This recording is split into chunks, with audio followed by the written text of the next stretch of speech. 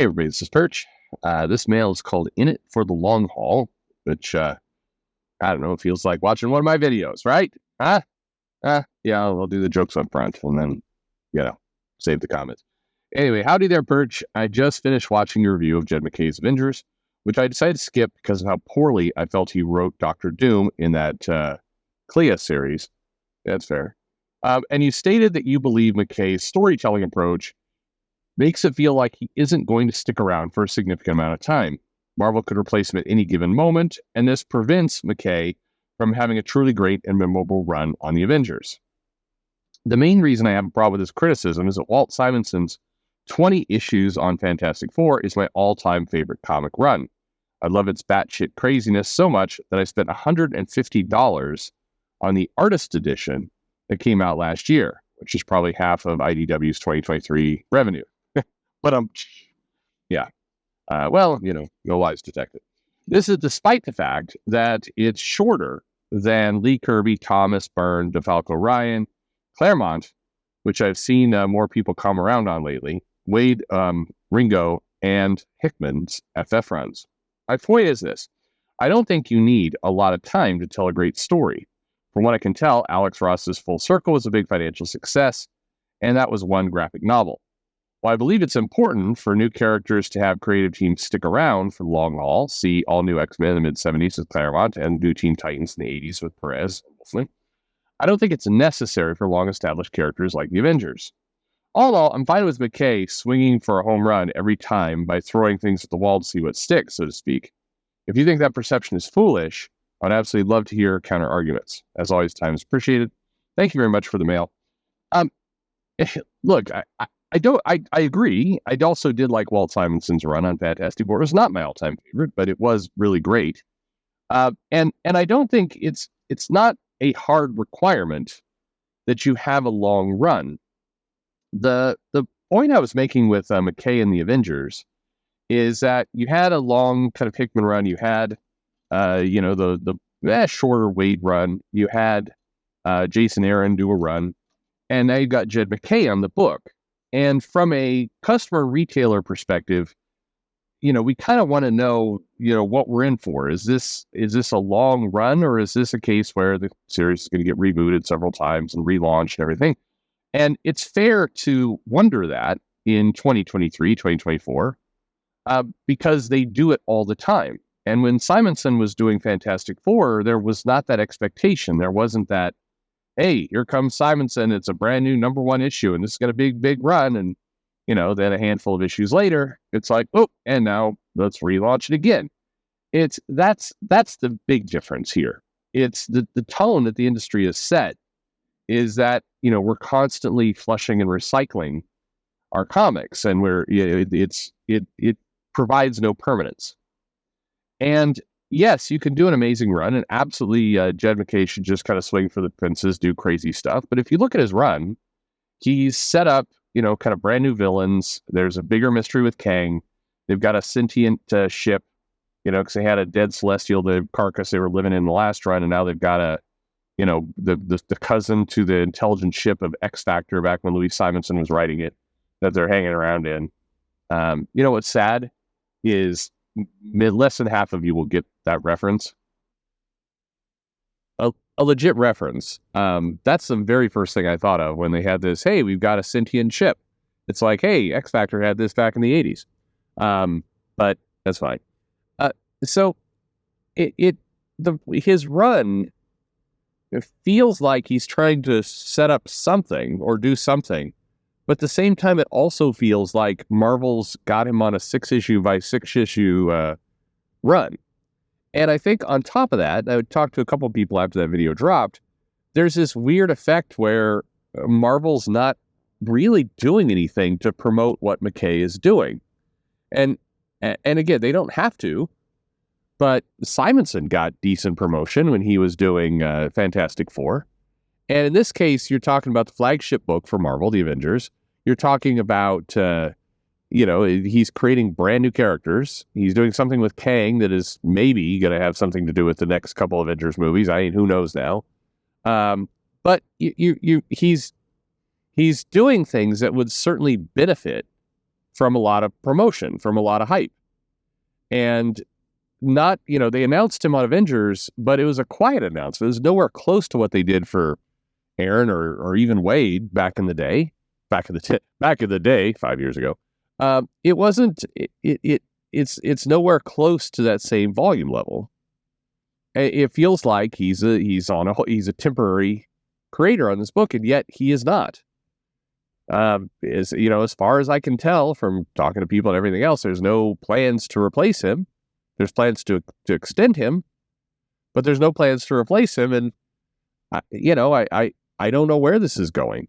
And so that's the problem. I think it's okay to have shorter runs, and you don't need to have just, the only good run is a long run, but that run does need to feel impactful. And I think when the publisher is rebooting and relaunching things constantly, when they're not giving stuff much promotion, the book's kind of just flying under the radar, it's dangerous.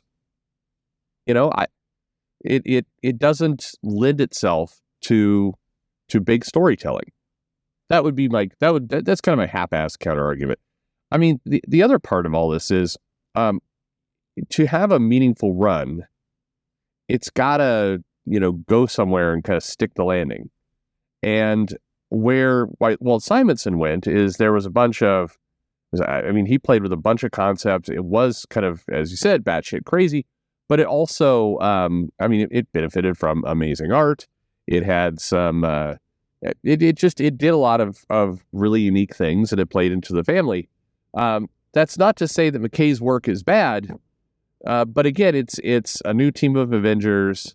They haven't really gotten into the interpersonal relationships because, not sure they can. Another benefit you have to the Fantastic Four, and why you don't necessarily have to do those beats, is the family relationship between, Reed, Sue, Ben, and Johnny is well established. It's been established for a very long time. You can build on it. You don't have to go into how they're going to work off each other. You can add some new things to it, but you don't have to. You don't have to play with some of those notes. Over with the Avengers, you've got a kind of team that's working together for the first time. You've got kind of different elements. You've got it's not quite apples to apples.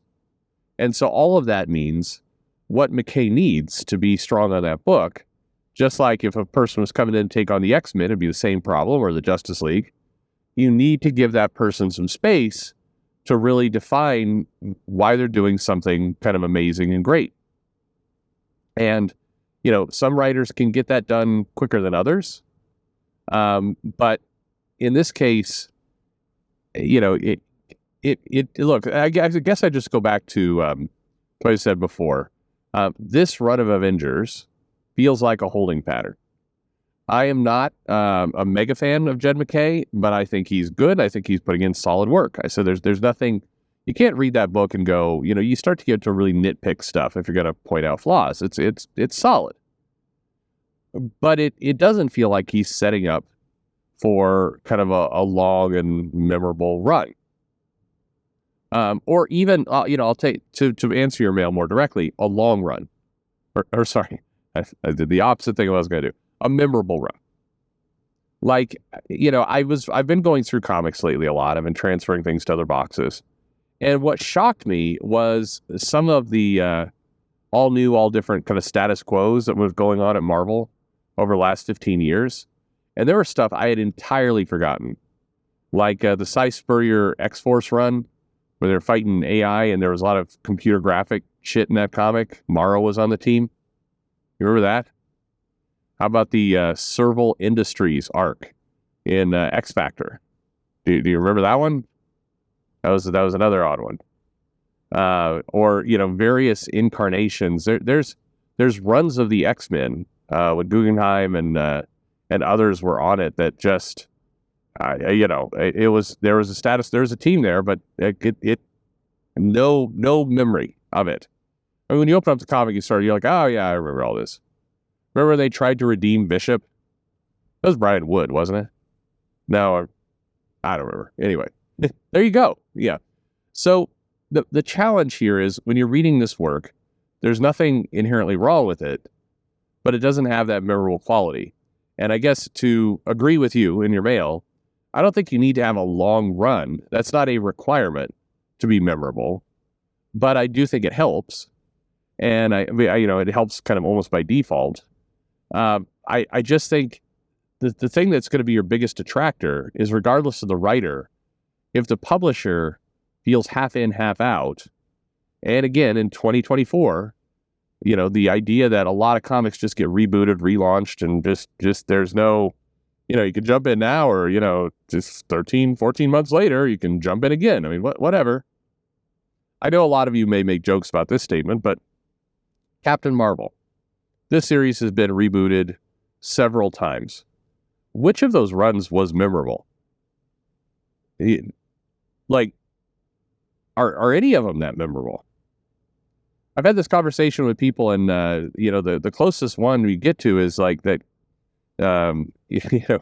Kelly Thompson's run is probably the most memorable for a lot of people, and introduced that star character. And then there was the time Captain Marvel, got an evil costume and had to fight the Avengers, and people kind of remember that. But in general, a lot of those rebooted runs have just gone down the memory well of like, whatever. You brought up the Clea as Strange series, that relatively short series. Is that going to be really remembered in 10 years? Is that like going to be a major milestone in Clea's life? Is any of that, Whereas you have had short runs that people do remember, like Walt Simonson's run on Fantastic Four. That was a good one. I think there's been runs both at Marvel and DC that are relatively short that you remember. But I think the environment today really makes it tough for a writer to do that. And I think, having, very little commitment from the publisher, I think it just increases the odds that you're doing, people hate it when I use this term in comics, just throwaway work. Because there's some good ideas and there's some good creators on there that really would like to tell a bigger story. I get the feeling McKay does want to tell that bigger, memorable story in Avengers. I do get the sense he's swinging for the fences, and he should. But the environment around him is just not set up for that success. Anyway, let me know your thoughts in the comments below. Like and subscribe, of course, and thanks for listening.